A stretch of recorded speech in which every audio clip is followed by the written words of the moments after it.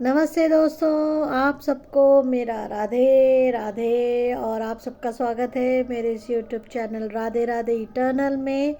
और मुझे पूरी आशा है कि आप सब बहुत अच्छे हैं, आप स्वस्थ हैं, खुश हैं और अपने कामों में सफलता हासिल कर रहे हैं और कृष्ण भगवान की कृपा दृष्टि आप सब पर बनी हुई है। तो दोस्तों, आ गई हूँ आज एक नई कहानी लेकर। आज की कहानी है कवि कालिदास जी की। हम सब जानते हैं कवि कालिदास जी को।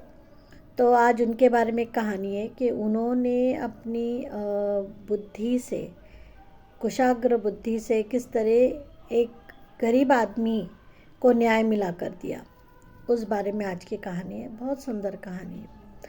तो भोजराज जी जो एक राजा हो गए, भोजराज जी की राज्यसभा में कालिदास जी जो थे एक मेंबर थे, विद्वान थे बहुत, हम जानते। तो एक विद्वान की तरह वो उनके राज दरबार में हमेशा उपस्थित रहते। राजा को कोई भी डिसीजन लेना होता था कुछ भी, तो वो हमेशा कालिदास जी से ही लेते थे। उनसे सलाह मशवरा करके ही वो आगे इस बारे में जो भी उनका डिसीजन होता था प्रजा के हित के लिए या उनके जो राज्य के लिए जो हितकारी होता था उस बारे में वो हमेशा उनसे सलाह लेते थे। और कालिदास जी ने दी हुई सलाह हमेशा ही उनके काम आई है और हमेशा अच्छा ही हुआ है। तो उनके बारे में आज की कहानी। तो ऐसे एक दिन एक बहुत गरीब किसान था, बहुत गरीब था। उसकी खेती में आग लग गई थी और वो बहुत दूर से राजा का नाम सुनकर आया था। उसने सुना था कि राजा भोजराज जो हैं बहुत दयालु हैं, बहुत कृपालु हैं। जो भी उनसे मदद मांगने के लिए जाता है तो वो उनको मदद करते हैं, उनका दुख दूर करते हैं, उन्हें सही सलाह मशवरा देते हैं और उनका जीवन सफल करते हैं। क्योंकि वो उनकी रियायतें थी, यानी उनके राज्य का एक सदस्य था, एक राज्य का एक आदमी था जिसको की मदद की ज़रूरत थी। तो राजा हमेशा ही अपने राज्य के लोगों की मदद करते।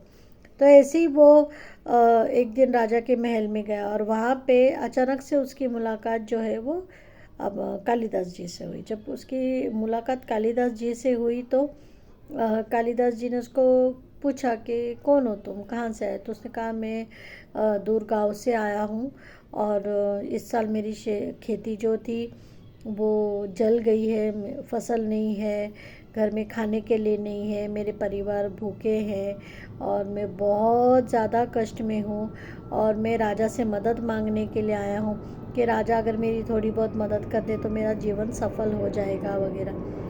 तो कालिदास जी ने ऐसे ही उससे पूछा कि ठीक है तुम आए हो, पर तुम क्या लाए हो, राजा से मिलने जा रहे हो तो क्या लेकर आए, क्या भेंट लेकर आए। तो उसने कहा कि मेरे पास तो कुछ नहीं है, लेकिन मैं जब आ रहा था तो एक साहूकार से मैंने थोड़ा सा गन्ने मांगे।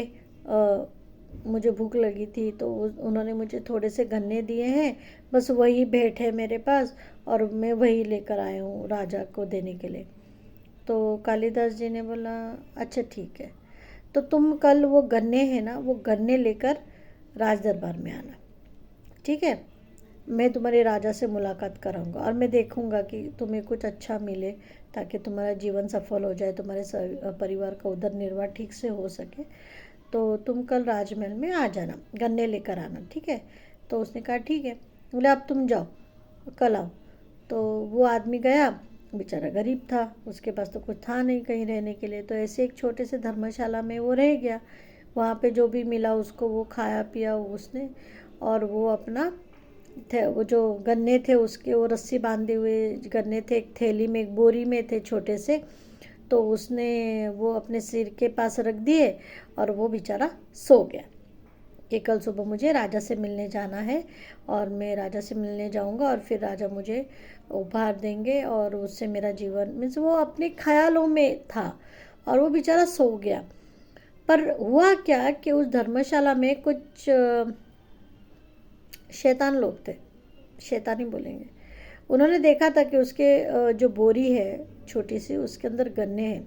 तो इन लोगों ने क्या किया, रात में जब बेचारा वो सो गया तो चुपके से वो बोरी उठा ली वहाँ से और उसमें के जो भी गन्ने थे ना वो उन्होंने निकाल के खा लिए, और उसमें आधी जली हुई लकड़ियाँ उसने डाल दी और वो बोरी बांधकर फिर से वहीं पे रख दिया।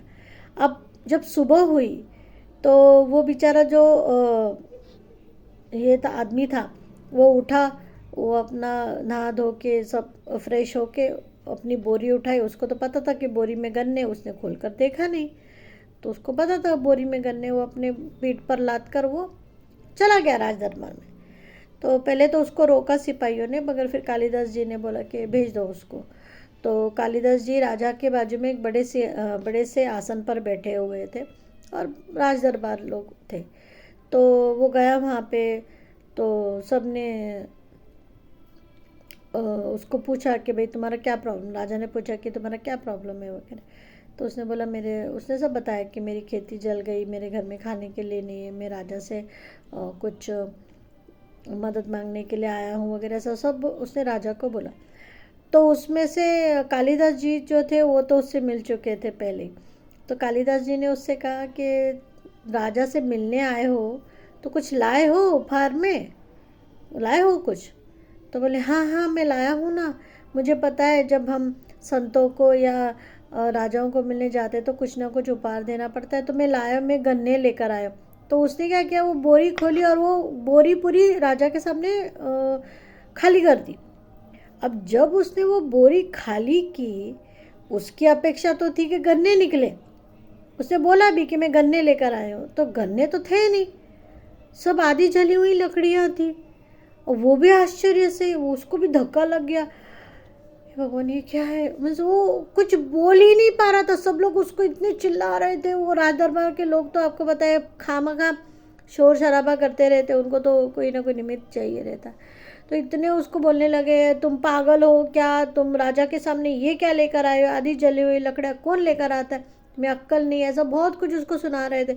और वो बेचारा इतना गरीब कि वो समझ ही नहीं पा रहा था कि क्या हो गया, क्योंकि रात में जब वो सोया था तब तो गन्ने थे, अब सुबह में ही गन्ने से लकड़ियाँ कैसी हो गई, वो समझ ही नहीं पा रहा था।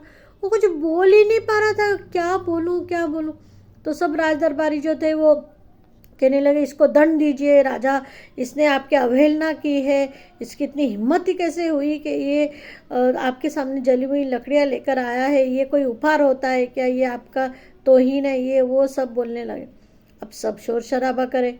अब वो जो बेचारा गरीब किसान था वो डर गया, उसको लगा अरे यार ये क्या हो गया। मैं वो कुछ पता, वो अपनी अवस्था बता ही नहीं पा रहा था किसी को, कुछ भी नहीं, क्योंकि वो कुछ भी बोले कोई सुनने वाला नहीं था। पर उतने में क्या हुआ, कालिदास जी बहुत देर से चुप बैठे थे, लेकिन जब लोगों ने बोला कि नहीं नहीं इसे दंड देना चाहिए, ये देना चाहिए, वो देना चाहिए, तब कालिदास जी ने सबको पहले तो शांत किया। सब उन्होंने बोला सब शांत हो जाइए, कोई कुछ भी नहीं बोलेगा, सब शांत हो जाए, पहले तो सब शांत हो जाइए।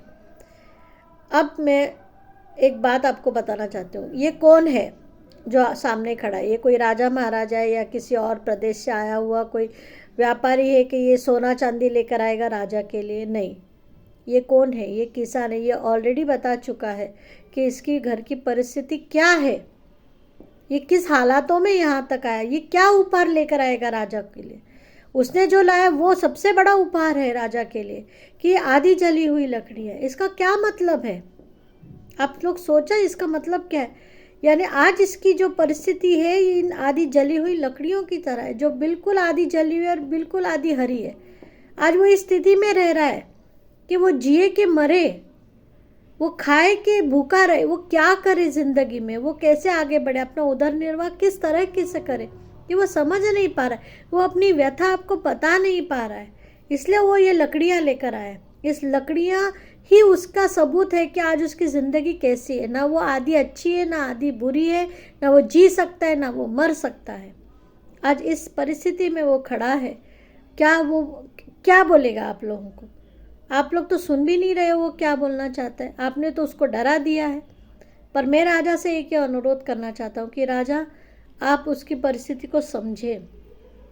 आज आपका ही एक नागरिक बहुत ज़्यादा कष्ट में है, अपना उदर निर्वाह, अपने परिवार का उदर निर्वाह नहीं कर पा रहा है, ना वो ठीक से जी सक रहा है, ना वो ठीक से मर सकता है। तो आप, मुझे ऐसा लगता है कि आपको उस पर दया करनी चाहिए, ना कि दंड देना चाहिए। वो अपनी परिस्थिति उसने इस आधी जली लकड़ियों के मार्फत उसने आपके सामने रखी है, तो आप उसको न्याय करें, आप उसको उपहार दें, आप उसकी मदद करें ताकि वो अच्छी ज़िंदगी जी सके। ऐसा मैं आपसे अनुरोध करता हूँ। कालिदास जी की बात सुनकर राजा को भी एहसास हुआ कि कालिदास जी बरोबर कह रहे हैं, सत्य कह रहे हैं। वो किसान इस हालत में है कि आज वो कुछ भी नहीं कर पा रहा है, ना अपने परिवार को देख पा रहा है, ना उनको मार पा रहा है, ना खुद मर पा रहा है, ना जी पा रहा है। तो राजा को उन पे दया आई और राजा ने उनको बहुत सारा द्रव्य दिया और उन्होंने कहा कि फिर से खेती करो, अपना उदर निर्वाह अच्छे से करो, अपनी ज़िंदगी को अच्छे से संभालो और अच्छा रहो। ऐसा कह के राजा ने उसको जाने के लिए कहा। तो ये कहानी से मुझे लगता है हमें ये सीख मिलती है कि सामने वाली की परिस्थिति को समझना बहुत ज़्यादा ज़रूरी है। क्या होता है कि हम अपने नज़रिए से उस इंसान को देख रहे हैं, हम उसके बारे में जजमेंट कर रहे हैं, तर्क कर रहे हैं, पर क्या सच में हम कभी सामने वाले की परेशानियों को समझने की कोशिश करते हैं? नहीं करते। बहुत कम लोग होंगे इस दुनिया में जो सामने वाले की परिस्थिति को समझकर उसके साथ वैसा व्यवहार करें। मगर जब आप किसी के बारे में जजमेंट करते हो, वो कहते हैं ना कि to understand anybody's problem you have to be in his shoes. किसी की परिस्थिति को समझने के लिए आपको अपने आप को उस जगह पे रखना पड़ेगा और फिर आप समझ पाएंगे कि उस इंसान का दुख कितना बड़ा या छोटा है। तो किसी के भी बारे में जजमेंट करने से पहले या उसको भला बुरा कहने से पहले या उसको क्या कहते हैं, उसको दंड देने से पहले या शिक्षा करने से पहले या उसके बारे में अपना एक मत बनाने से पहले आप पहले ये समझें कि उस इंसान की सच में परिस्थिति क्या है, आज वो किस परिस्थिति से गुजर रहा है, आज वो ये जो भी व्यवहार आपके साथ कर रहा है या किसी और के साथ कर रहा है वो क्यों कर रहा है, पहले वो समझिए। क्योंकि आज के ज़माने में एक दूसरे को समझना बहुत बड़ी बात है। आप अगर एक दूसरे को समझेंगे ना, आपका दोस्त हो, आपकी पत्नी हो, आपका बेटा हो, आपका भाई हो, जो कोई भी हो, आप जहाँ काम करते हो वहाँ हो, अगर आप उसकी परिस्थिति को समझेंगे तो शायद आप उसकी कोई मदद कर सकते हैं। क्योंकि आज की डेट में किसी को समझना ही बहुत बड़ा उसके लिए गिफ्ट है। क्योंकि आज की दुनिया में ऐसा है कि मैं किसी को कुछ बोल रही हूँ, मैं मेरा दुख बता रही हूँ, मगर लोग हंस रहे है, क्या है, सही है, सही। आपको नहीं पता कि वो इंसान किस दुख से जा रहा है, आप उसको जज कर रहे हो, उससे उसको और तकलीफ होती है, वो और डिप्रेशन में चला जाता है। गलत है।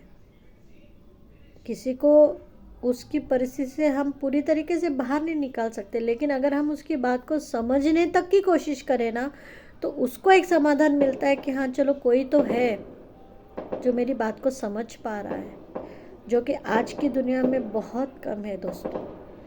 तो आज की इस कहानी से कालिदास जी ने पहले उसकी परिस्थिति को समझा था, इसीलिए वो उसको सही न्याय दिला पाए थे। इसी तरह हम अगर किसी की परिस्थिति को समझे तो हम उसे योग्य सलाह दे सकते हैं कि वो अपनी इस प्रॉब्लम में से किस तरीके से बाहर निकले। ये सलाह हम उसे दे सकते हैं, शायद उसकी ज़िंदगी संवर जाए। तो मुझे ऐसा लगता है कि आज की ये कहानी सच में आज के युग के लिए, हमारे सबके लिए एक बहुत बड़ी सीख है कि एक दूसरे को समझे।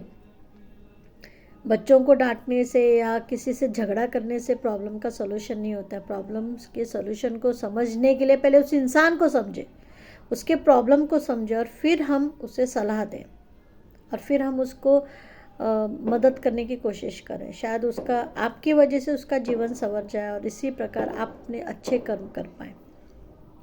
तो दोस्तों ये थी आज की कहानी।